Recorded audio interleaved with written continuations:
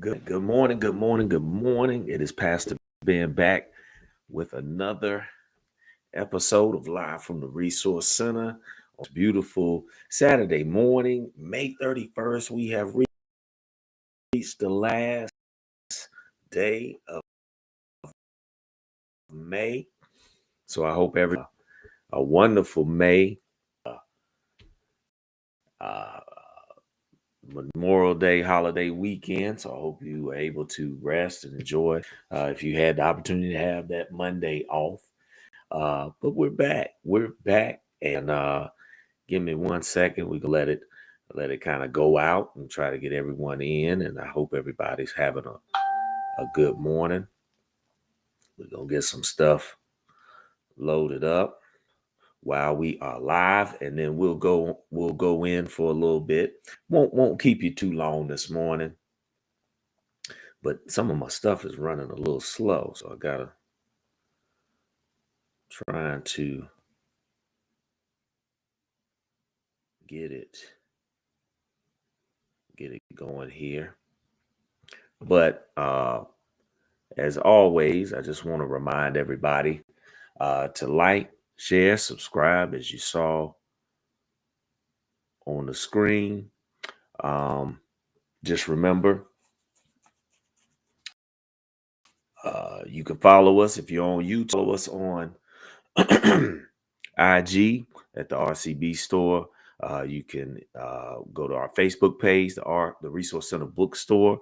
If you want to reach out and holler at us, go to email us at the RCB store at Gmail. So give me like 2 more seconds, and then we're gonna get everything rolling. All right, here we go.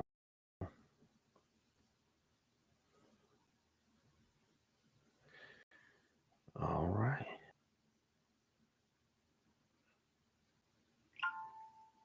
All right. Getting that situated. All right. Once again.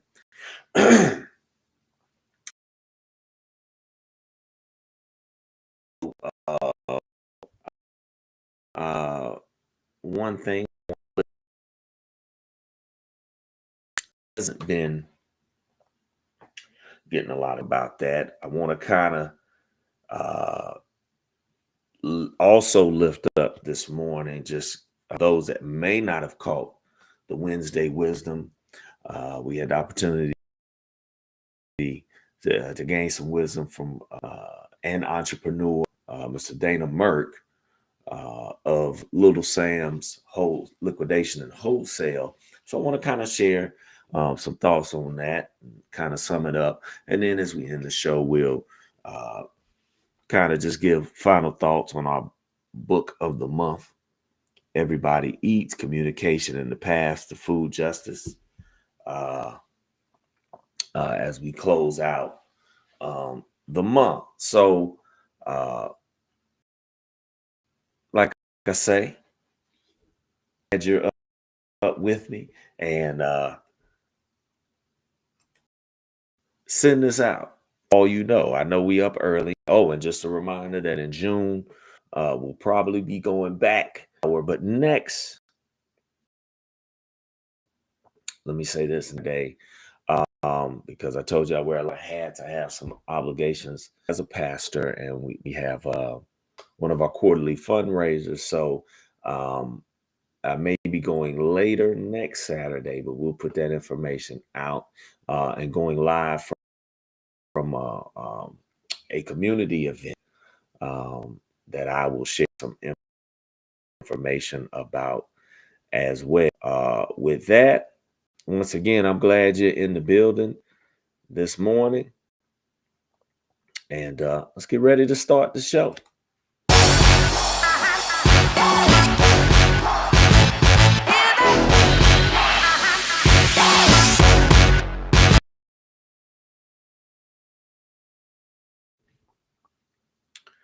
Grace and peace and good morning. That's all the greeting I like to share with everyone. So, briefly,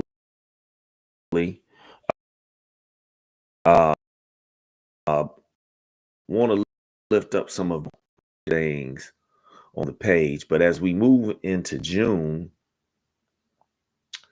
there are several events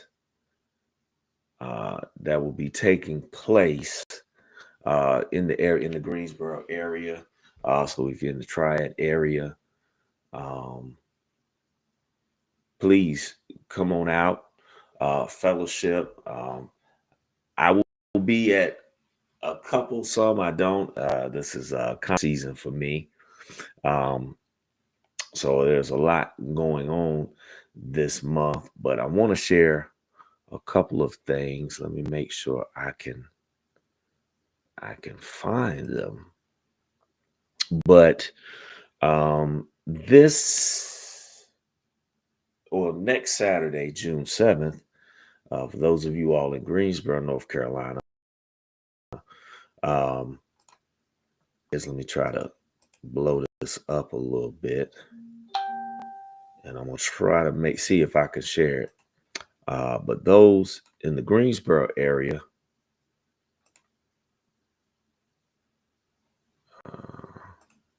there we go.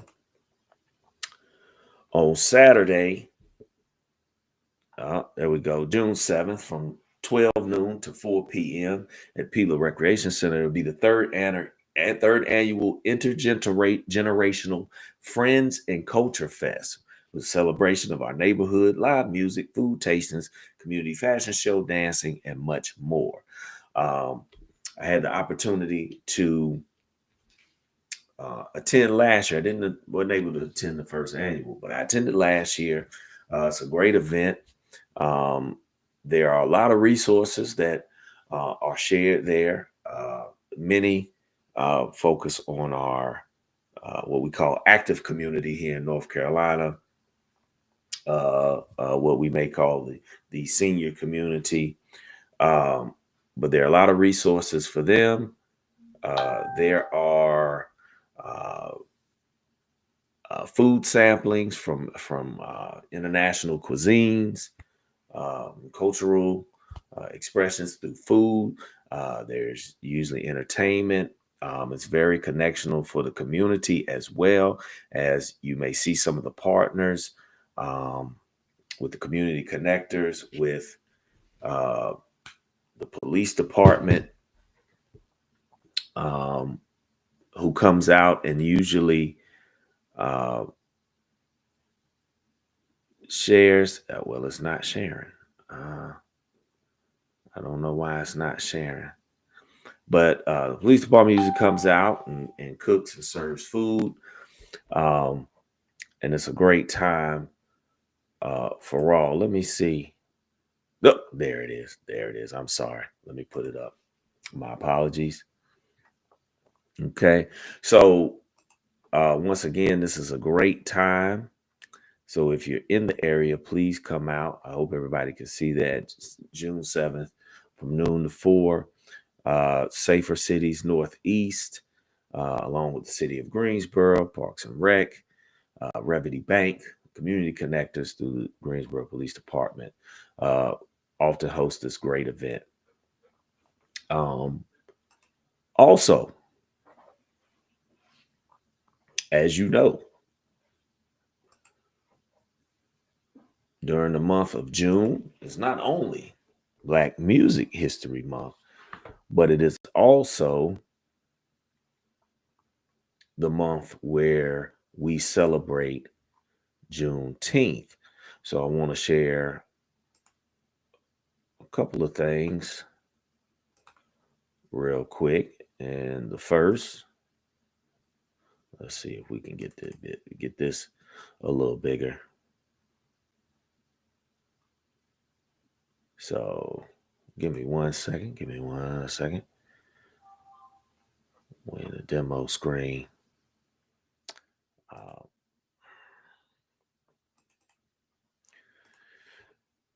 So the first, I hope everybody can see that. Let me make it. All right, is the Juneteenth celebration. Indigo's Cultural Art Centers presents the African School Juneteenth edition, June 19th, Thursday, at 6 p.m. There'll be a community activist panel, and all this will be hosted at the International Civil Rights Museum here in Greensboro, downtown Greensboro, which was the old Woolworths building where the Greensboro Four did the lunch counter sit in. That was refurbished to be the Civil Rights Museum, and they will be hosting on the 19th, 6 p.m., a community panel, activist panel. And then on that Saturday, June 21st, they will have interactive family workshops all day from ages 7 and up with activities that will explore culture, history, and a hope for a future. And for those that don't know, let me see if I can blow it up a little bit. The location, as you can see there, is 134 South Elm Street, Greensboro, North Carolina, which is downtown. So if you're on Elm Street, just go until you find it. It's for free. You can register. There's a barcode or a QR code. I'm sorry, and we will post these things on the Facebook page and on our Instagram page and everything, so you can access it if you want to attend. And there's one more event on that Thursday. I don't know if I have it, but on that Thursday, there will also be at the Hayes Taylor at Barber Park. Barber Park in Greensboro, which is on Florida Street.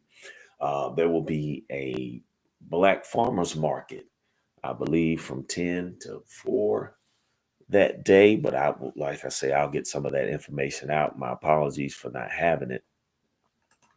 But that is on Thursday, June 19th. The Black Farmers Market for Juneteenth.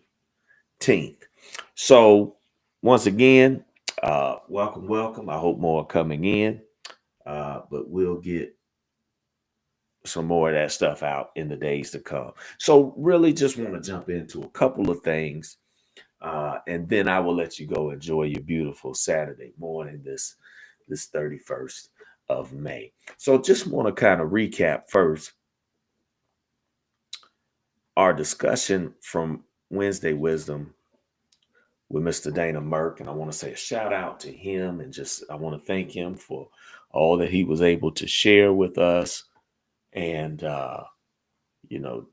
just his perspective on everything. And I want to highlight one main thing that he brought to the forefront. And it was when I asked the question, because, we live in this dynamic, right? Particularly in the Black community, this dynamic between capitalism versus maybe, well, as I framed it, collective or collaborative economics, right? Many can see uh, those maybe who are victims of capitalism, and then we can see those who may have taken advantage of capitalism. But I know many in more radical movements or expressions move towards more of, we could say, socialism, collaborative economics to combat uh, the onslaught of capitalism. But we know in America, in our society, capitalism is what is the agenda for the day, what moves the needle. So, it's interesting when we can tap in on how people maneuver through that and manage it without, I guess, the tendencies of where most frame capitalism as being exploitative. And Brother Merck brought a good thought to that. And he said, well, first of all, the things you want to see for yourself, you should want to see for other people. So when we approach these ventures and things we're doing, yes, in an entrepreneurial sense, they can be kind of, uh, individual achievement or just primarily for that institution or entity, right? um, and its growth and success or whatever. But in that, he said, we have to look at, uh, when we build these things, we have to go in with the understanding that we want to see others with the ability to build. So we utilize, our venture, our business, our entity to also give back so that others are able to build and grow and succeed.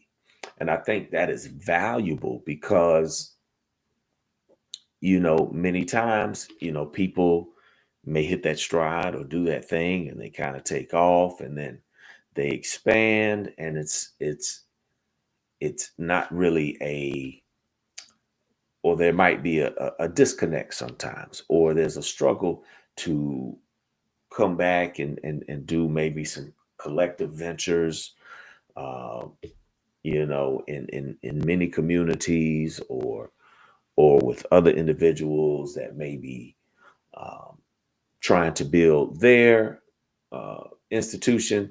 We also know there's a level of competition that we deal with.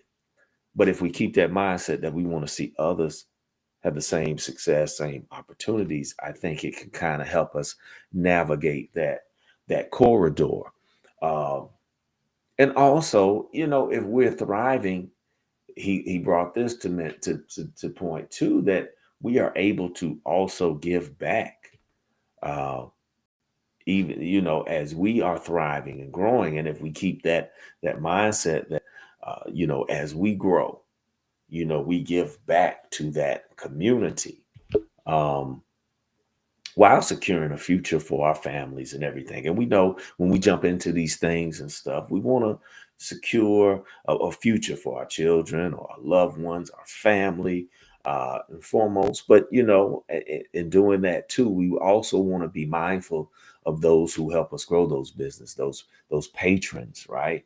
Those who have donated time, sweat, those workers. So we want to continue to build and give back to those who gave to us. So, it was a great reminder of how we should approach that thing and not get caught up in the temptations of I got to keep growing and keep striving and moving, and then we grow, and then we don't try to pass on the blessings to the next generation or be there to assist the next upcoming entrepreneur and those who want to start their businesses, their institutions, right?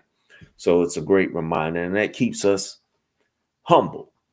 Um, and I think it guides us to where we don't feel so at competition, right? but we feel in connection, which goes back to our understanding here at the resource center of our new currency, right? Which is connection.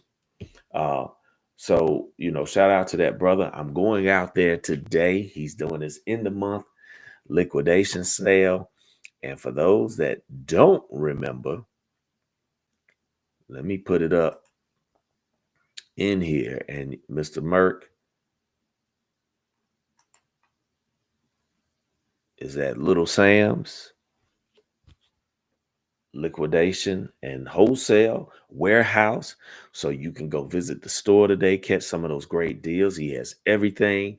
1209 Greensboro Road, High Point, North Carolina, 27260. 0. I'm sorry, I be getting on my kids about saying, oh, there's no, O is not a number. It's a letter, 0, right? Or you can go to the website, Lil Sam's, LILSAMS.com. So please check them out. If you're in the Greensboro, High Point, Winston area, stop by a store. And as he even mentioned on the podcast, like even if you're not buying that, just come in there to fellowship and talk. You can ask questions. And this is how we become community, right? He's not just another entity in our neighborhood, but he's coming to be a resource for the community. And that's what we need. And we need those spaces that make us feel welcome, that make us feel like we have a part in what they're doing in our community. And that's how we grow. So go in there, stop by, see if you find something you like. If not, have a conversation. You may see me in there and we can strike up a conversation. It'd be good to see that. I don't know what time. I got a lot of moving parts today, but I'm gonna be out there eventually because I need a blender for my smoothies, right? My Ninja ain't getting it. I need something a little better because I'm trying to get these smoothies. I'm trying to get back into shape for my summer body.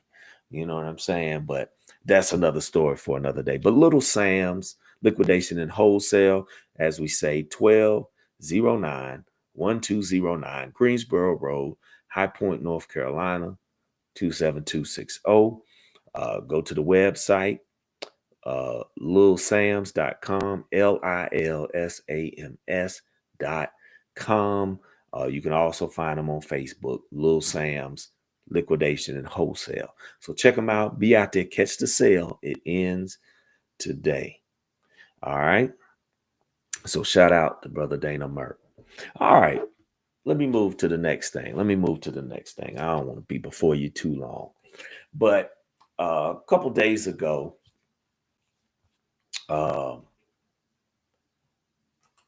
I was, why, you know what? Let me break these sections down. Let me send this reminder out real quick. Hold up.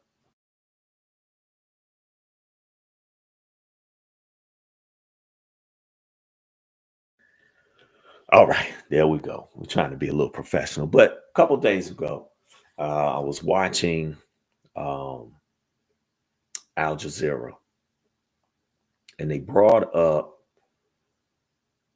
uh, the fact that the international community and many news outlets are neglecting to um, truly discuss the situation that is going on in Sudan. And we know those things have been escalating since 2023, really after the coup in 2021, right? But those things have escalated in the last 2 years, since 2023. And in the Darfur region, West uh, Sudan, some have labeled it a genocide that is taking place. And there's still some conflict going on in that region as well as in the capital of Khartoum. Um, but I just wanted to lift it up because, as Al Jazeera mentioned, it's not gaining a lot of ground in the news. When some of the things first, the conflicts, first lifted off in 2023, we heard some about it, but we haven't heard much about it. And to be fair, a lot of that has lost some traction with the conflict that's been going on in Gaza. with Israel, where and we see that is kind of taking over the airwaves. Another tragic story and event. Um, so we need to pay attention to that. But I want to lift up what's going on in Sudan because it's not getting a lot of attention. And just to share some resources. I'm not going to really dive into it politically, but I do want to share some information and just some of the uh, groups that you can go through if you wish to help. But pulling this up, some information up from the International Rescue Committee, which is one of the groups you can go to. Um, uh, and the war erupted, like I said, 2 years ago, April 2023. But even before that, there was a humanitarian crisis there with just aid and humanitarian aid. But now, since the conflict has started back in 2023, there have been over 12 million people um, that have been displaced. Um, and then they estimate about 30 million people, which is more than half of the population, that still need humanitarian support. So just to give um, some more background, as we know, these are it's a conflict between the Sudanese armed forces uh, and the RSF, um, the Rapid Sudanese forces, right? That's been going on. Um, this conflict is affecting over 30 million or 40 million people. Um, But like we said, there's been at least 12 million people who've been displaced. They estimate about 4 million people, or 4 million of those people are women, children who have had to flee to neighboring countries. I know many have gone to Chad, some to South Sudan. I think some may have even uh, been relocated to Ethiopia as well. But they say and once again, this is the International Rescue, or they think more than 635,000 people, including the largest camp for displaced people, are experiencing famine. Um, the World Health Organization verified that at least 119 attacks have happened between April and October just of 2024 on healthcare and facilities and everything, which has left many people without access to medical care. And they've had some disease outbreaks. And they say more than 80% of the country's hospitals are in these conflict zones and are non operational. So, with that, they say about 3 million children under 5 years old are at a higher risk of these epidemic diseases. Uh, and the Sudan's health ministry has reported about 60,000 cases of cholera, however you want to pronounce it, and more than 1,600 deaths between August of 2024 and May of 2025. Um, so, amidst the famine that is going on and the hardship and the lack of medical needs, you also have a lot of gender-based violence and sexual violence at the hands. I think both leaders of these regimes have been deemed or been charged with war crimes, and it's just a tragic situation that continues to go on, and um,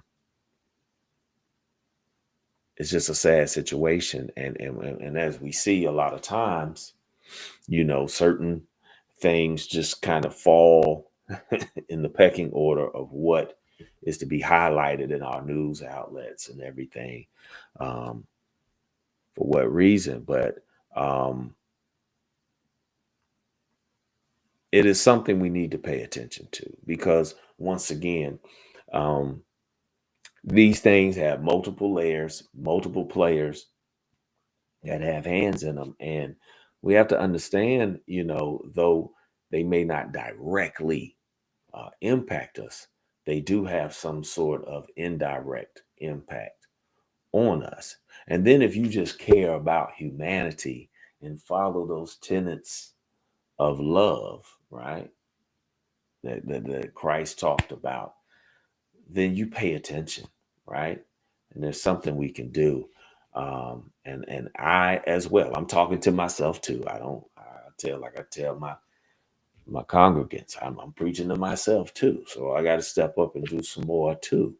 Um, so just to say, they estimate that like over 100,000 children or exiles that are in Eastern Chad. Well, and this is just speaking to the humanitarian need, and it's like 40,000 refugees, I think, estimated in Chad, but they say over 100,000 children in Eastern Chad are facing severe acute malnutrition. Um, and there have been some efforts. Uh, the UN made an appeal to send 1.5 billion to support the Sudanese refugees and their host. But at this time, only 27% of that promise has been funded. So there's a continued need. Um, just please be aware.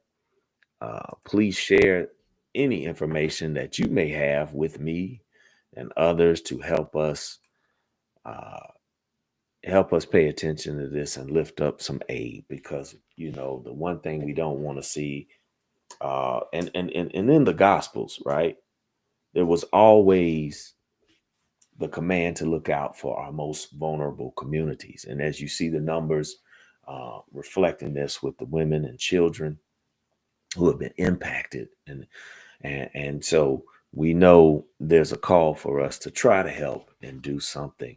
So let me see if I can pull this up. Hold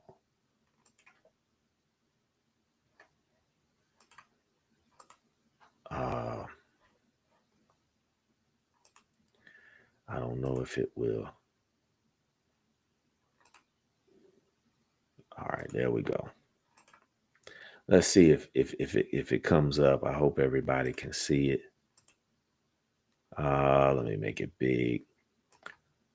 But here's a list of some of the organizations, and I'm going to try and share this on one of the pages, maybe the Facebook page. But just to go through some, you got UNICEF, you got the International Rescue Committee, where a majority of those statistics I gave you, Doctors Without Border, Oxfam, World Vision, UNHCR, United Nations Refugee Agency, European Civil Protection and Humanitarian Aid, and these are international programs, and I have them labeled. World Food Program, many of us know about that. United Nations Office for the Coordination of Humanitarian Affairs, the World Health Organization. Now, some of the national organizations and local organizations that we have, Sudanese Red Crescent Society, um, or I'm sorry, local in Sudan. And then we have some that are here with us. I'm sorry. These are the ones local on the ground in Sudan. Sudanese Red Crescent Society, Sudan Relief Fund, Carter Center, Child Development Foundation, the Darfur Development and Reconstruction Agency. And then here's some of the other organizations and some that attain to us here in America: Catholic Relief Services, Medical Teams International, the American Red Cross, Save the Children, Mercy Corps International, Norwegian Church Aid, World Relief International. So we'll get these up. Um, Uh, no, let me, sorry. So please, please, if you can, if you are able, please go to the Facebook page. We'll have these up. We'll try to get it up on IG, and let's do something to help. So before I close out, in that, I had some scripture I wanted to lift up, but I'm looking at time. But I think back to when we look at these. I'm trying to be tactful, but we look at, because I don't want to say kingdoms, but we look at these regimes and these powers and these what we as these nations and countries, and at the front, right? We have to look at, in all honesty, in our walk, have these nations and leaders and regimes and those that seek this power, right? How have they benefited humanity? And I look back to the book of First Samuel, where Israel is is talking to Samuel, and they want a king, and then Samuel brings back the report, right, from the words of the Lord about this. And First Samuel chapter 8 and 10, Samuel brings this report from the Lord and says, these will be the ways of the king who will reign over you. He will take your sons and appoint them to his chariots and to be his horsemen and to run before his chariots. And he will appoint himself commanders of thousands and commanders of 50, and some to plow his ground and to reap his harvest and to make his implements of war and the equipment of his chariots. Now, I'm going to pause right there, because right now, just let's be honest, when you see a lot of these regimes and these entities and these governments and these powers come to place, we see a lot of conflict rise up. We see a lot of them who benefit, right, off of, as the scriptures say, the sons, and they'll be appointed to basically their armies and make commanders, and they'll benefit and reap. And many times we see um, many who benefit off of the conflict that is stirred up. Um, um, and we see how it's not beneficial to humanity, right? All this conflict, and it's not to say that things don't happen. There are things that are out of our control. There are things that can be misconstrued and lead to these things, but we have to be mindful of this. The scripture goes on to say, he will take your daughters to be perfumers and cooks and bakers. He will take the best of your fields and vineyards and olive orchards and give them to courtiers. He will take 1/10 of your grain and your vineyards and give it to his officers and his courtiers. He will take your male and female slaves and the best of your cattle and donkeys and put them to his work. He will take 1/10 of your flocks, and you shall be his slaves. And on that day you will cry out because of your king, whom you have chosen for yourselves. But the Lord will not answer you on that day. So when we measure leaders, and this is just in general, when we measure any leader, we have to assess, are they doing what is best for humanity? Are they doing what's best for the people of that nation? And as we assess, we have to understand That is the call of leadership, that everything is done in the best interest of the people they serve, right? Because it makes me go to then the book of Matthew, chapter 20, verses 25 through 27, where it says, "But Jesus called them unto him and said, Ye know that the princes of the Gentiles exercise dominion over them, and they that are great exercise authority upon them." Verse 26, listen to this. "But it shall not be so among you, but whoever so will be great among you, let him be your minister or your servant," right? In translation, verse 27 says, "And whosoever will be chief among you or be the highest status among you, let him be your servant." Verse 28 says, "Even as the Son of Man came not to be served or ministered unto, but to serve, minister, and to give his life a ransom for many." So if we look at the words of Christ, he's calling out these authorities of these nations, right? When you become a leader, you are to be a servant. It is not to run your pockets, right? And get the bag. It is not to cause harm and conflict and disaster. So we look at these things when we assess leadership, and it's not to call out anybody or say one is better than other. It's for you to understand what the call is to all those we deem as leaders of nations, countries, organizations, movements, whatever.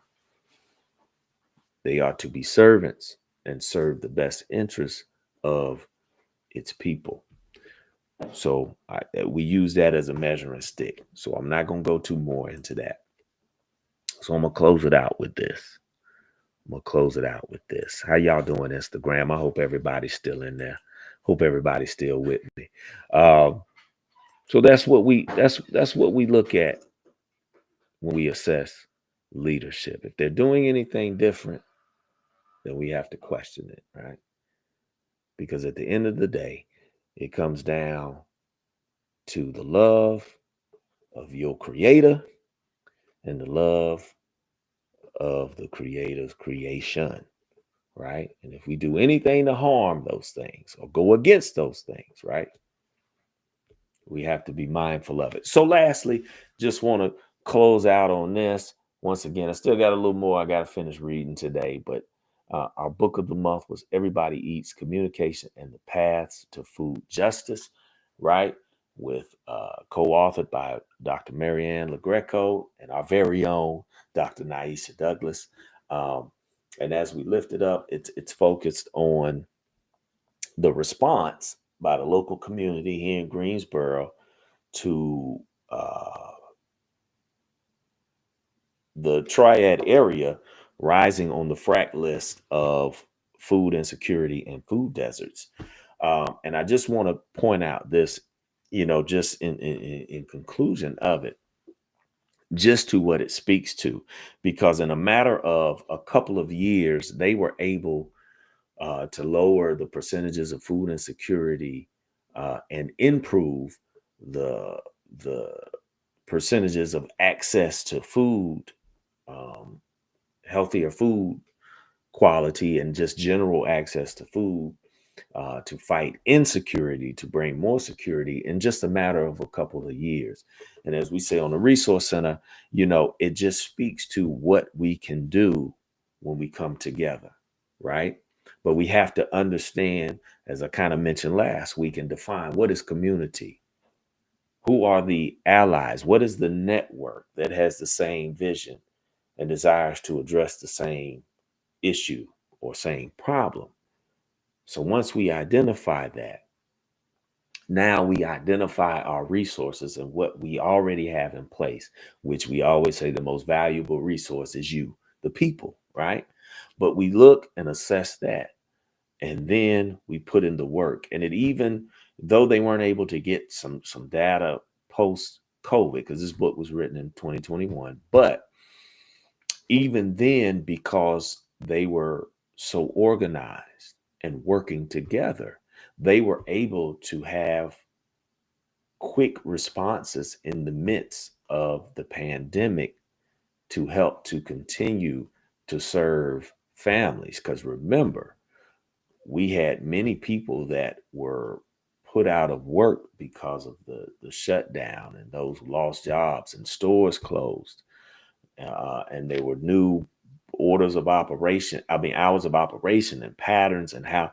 So, but because of the organizing and the community and the network, they were able to respond, to even have drive-through pantries where people could access food that way. They were able to get out lists of people who were serving meals. They were working with the school cafeterias and stuff to do the summer food program. So it just shows, when we truly come into community, what we can do and how we can combat any of the social issues uh, that we are fighting. But it takes a community, because many times we are divided into groups or neighborhoods and this or this demographic and that demographic. But we have to first come into community and say, hey, we all identify this as an issue or a problem. So let us come together to solve that. Let's get over whatever differences or where we are, and let's center around solution. And that brings us into community. You don't have to be my next door neighbor. You don't have to live on the next street.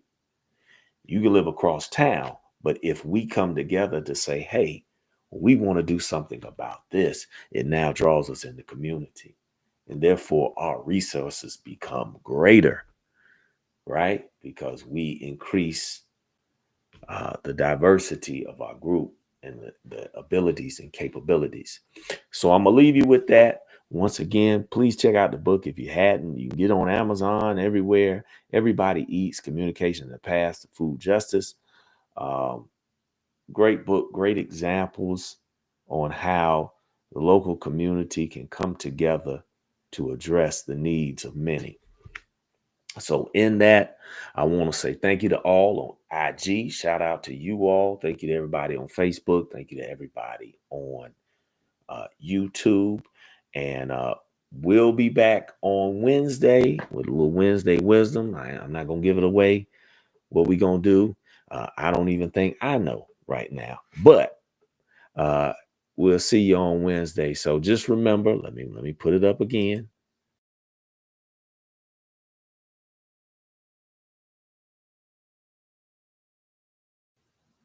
And we'll see you on Wednesday. Peace.